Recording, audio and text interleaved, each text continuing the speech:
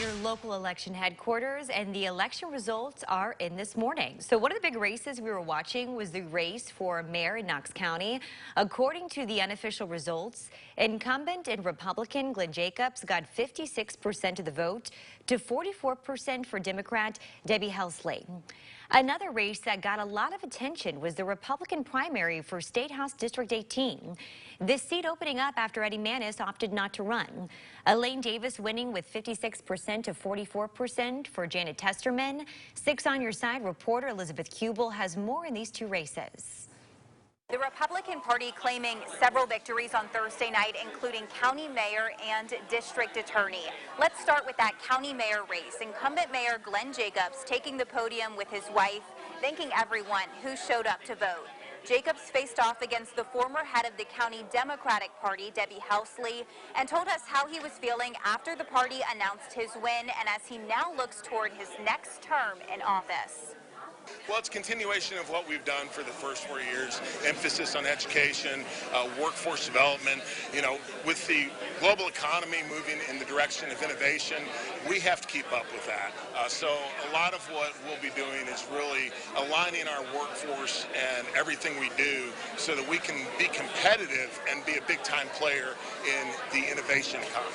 Another race on the ballot was the one to fill the House seat vacated by Eddie Manis. Two well-known political figures squaring off for the spot in Nashville, Elaine Davis and Janet Testerman. Davis was the one who gave a victory speech at the podium. I am so pleased. I'm so excited. I had such a strong team behind me. We worked so hard, and we were able to really just connect with the voters, and it showed in the results. Many of the candidates that we talked to told us they are ready to get to work. For Good Morning Tennessee, I'm Elizabeth Kubel, WATE 6 on Your Side. Another race that we've been watching was for Tennessee Senate District 5 Republican primary. Lieutenant Governor Randy McNally earned 84% of the vote over Earl Segrist, who got 16% of the vote. Next, another primary race, Tennessee Senate District 7. Richard Briggs, the incumbent Republican, getting 66% of the vote. That's over challenger Kent Morrell, who got 34%. The winner will face Brian Langan in November. Langan ran unopposed on the Democratic side.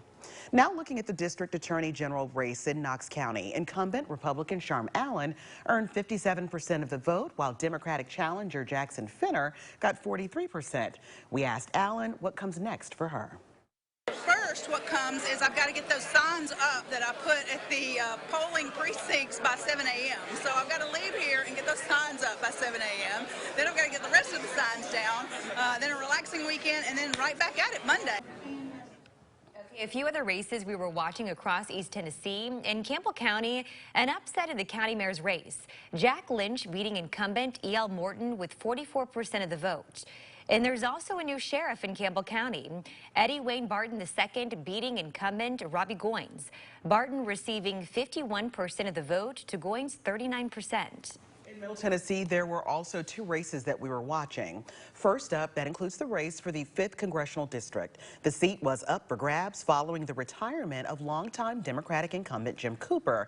With 99% of precinct reports, Andy Ogles has 37% of the vote. There were 9 Republicans vying for the GOP nomination. In House District 3, Republican Chuck Fleischman winning over Republican Sandy Casey. Fleischman getting 79% of the vote to Casey's 20%. And when it comes to the Democratic primary for governor, it is a close race with 98% of the votes in. Jason Martin currently has 39% of the vote, while J.B. Smiley has 38%. The winner will face Republican Governor Bill Lee, who ran last night unopposed. These are just some of the results from last night's election. For all of the results, just head to our website, WATE.com.